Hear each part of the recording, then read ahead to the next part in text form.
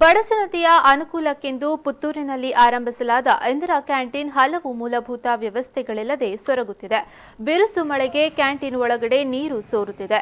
ಹೊರಭಾಗದ ಸುತ್ತಲೂ ನೀರು ನಿಂತು ಸೊಳ್ಳೆಗಳ ಉತ್ಪಾದನಾ ಕೇಂದ್ರವಾಗುತ್ತಿದೆ. ಊಟ ಉಪಹಾರಕ್ಕಾಗಿ ಕ್ಯಾಂಟೀನ್ಗೆ ಪ್ರತಿದಿನ ನೂರಾರು ಮಂದಿ ಬರ್ತಿದ್ದು, ಬೆಳಗಿನ ಉಪಹಾರ ಮತ್ತು ಮಧ್ಯಾಹ್ನದ ಊಟಕ್ಕಾಗಿ ಜನರು ಹೊರಗಡೆ ಭಾಗದಲ್ಲಿ ಸರದಿಯಲ್ಲಿ ಕಾಯಬೇಕಾಗುತ್ತದೆ. ಆದರೆ ಹೊರಭಾಗದಲ್ಲಿ ಮಳೆಯಿಂದ ರಕ್ಷಿಸಿಕೊಳ್ಳಲು ಯಾವುದೇ ವ್ಯವಸ್ಥೆಗಳಿಲ್ಲದ ಕಾರಣ ಮಹಿಳೆಯರು, ಮಕ್ಕಳು ಸೇರಿದಂತೆ ಗ್ರಾಹಕರು ಕೊಡೆ ಹಿಡಿದುಕೊಂಡು ಮಳೆಗೆ ತೊಯ್ದುಕೊಂಡು ನಿಲ್ಲಬೇಕಾದ ಅನಿವಾರ್ಯ ಸ್ಥಿತಿ ನಿರ್ಮಾಣವಾಗಿದೆ. ಸ್ವಚ್ಛತೆ ಮತ್ತು ಮೂಲಭೂತ ಸೌಲಭ್ಯಗಳನ್ನು ಇಂದಿರಾ ಕ್ಯಾಂಟೀನ್ ವ್ಯವಸ್ಥೆಗೆ ನೀಡಬೇಕಾದ ನಗರಸಭೆ ಇದುವರೆಗೆ ಇಲ್ಲಿನ ಸಮಸ್ಯೆಗಳಿಗೆ ಪರಿಹಾರ ಕಂಡುಕೊಂಡಿಲ್ಲ. ಬೆಳಗ್ಗೆ ಮತ್ತು ಮಧ್ಯಾಹ್ನ ಇಲ್ಲಿ ನೂರಾರು ವಿದ್ಯಾರ್ಥಿನಿಯರು ಮಳೆಗೆ ತೊಯ್ದುಕೊಂಡು ಊಟ ಮಾಡುವ ಪರಿಸ್ಥಿತಿ ಇದ್ದರೂ ಇದಕ್ಕೆ ತಾತ್ಕಾಲಿಕ ವ್ಯವಸ್ಥೆ ಮಾಡುವಲ್ಲಿ ನಗರಸಭೆ ಮುಂದಾಗಿಲ್ಲ. ಸೊಳ್ಳೆ ಉತ್ಪಾದನಾ ಕೇಂದ್ರವಾಗಿ ಬದಲಾಗುತ್ತಿರುವ ಇಂದಿರಾ ಕ್ಯಾಂಟೀನ್ ಪರಿಸರದತ್ತ ನಗರಸಭೆಯ ಅಧಿಕಾರಿಗಳು ದೃಷ್ಟಿ ಬಿದ್ದಿಲ್ಲ ಎಂಬುದು ಇಲ್ಲಿಗೆ ಬರುವ ಗ್ರಾಹಕರ ಅಭಿಪ್ರಾಯವಾಗಿದೆ.